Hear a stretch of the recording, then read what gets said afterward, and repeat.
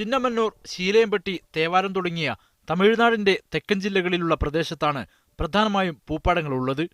വാടാമല്ലി, കോഴിപ്പൂവ്, ബന്ദിപ്പൂവ്, റോസ്, മുല്ലപ്പൂ തുടങ്ങിയവയാണ് പ്രധാനമായും കൃഷി ചെയ്യുന്നത്. വേനൽ കൊടുമ്പിരി കൊണ്ടിരിക്കുമ്പോഴും ഓണവിപണി ലക്ഷ്യമിട്ട് കർഷകർ നട്ടുവളർത്തിയ പൂക്കൾക്കെല്ലാം നൂറുമേനി വിളവാണ്. ഇത്തവണ ആവശ്യക്കാരേറിയതും വിപണിയിൽ നേരിട്ട് പൂക്കളെത്തിക്കാൻ കഴിയുന്നതുകൊണ്ടും നല്ല വിലയാണ് ഇപ്പോൾ കർഷകർക്ക് ലഭിക്കുന്നത്. മുമ്പ് ഇടനിലക്കാർ മുഖേനയായിരുന്നു കർഷകർ വിപണിയിൽ പൂക്കൾ എത്തിച്ചിരുന്നത്. ஓணத்துக்காகத்தான் பூக்கள் போய்கிட்டு இருக்கு. ஓணம் வந்து இப்போ நடந்துக்கிட்டு இருக்கு. அதுக்காகத்தான் இந்த 2 விலைவாசிகள் இருக்குது.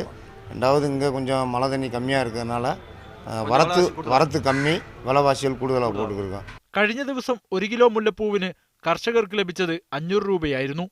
ബന്ദിപ്പൂ, വാടാമല്ലി തുടങ്ങിയവക്ക് 60ഉം റോസിന് 80ഉം കോഴിപ്പൂവിന് 70ഉമായിരുന്നു വില.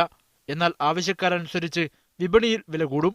ഈ പൂക്കൾ കേരളത്തിലെത്തുമ്പോൾ വില 2-3 ഇരട്ടിയായി മാറും. മലയാളിയുടെ അത്തപ്പൂക്കളം മനോഹരമാക്കാൻ രാപകൽ കഷ്ടപ്പെട്ട തമിഴ്നാട്ടിലെ പൂക്കർഷകർക്കെല്ലാം ഇത്തവണ നല്ല വിളവായിരുന്നു, ഒപ്പം നല്ല വിലയും.